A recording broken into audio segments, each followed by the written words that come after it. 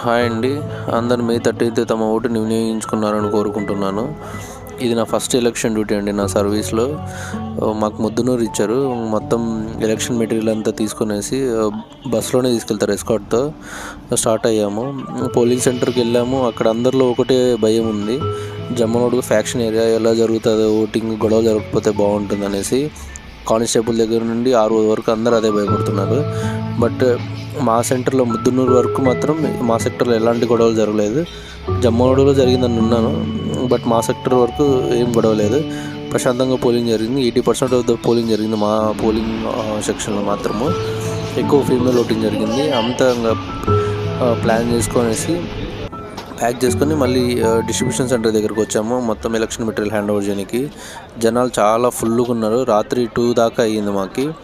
అక్కడైతే ఫుడ్ అన్నీ బాగున్నాయి. 2 days చాలా బాగా పెట్టారు. ట్రాన్స్పోర్టేషన్ కూడా బాగానే జరిగింది.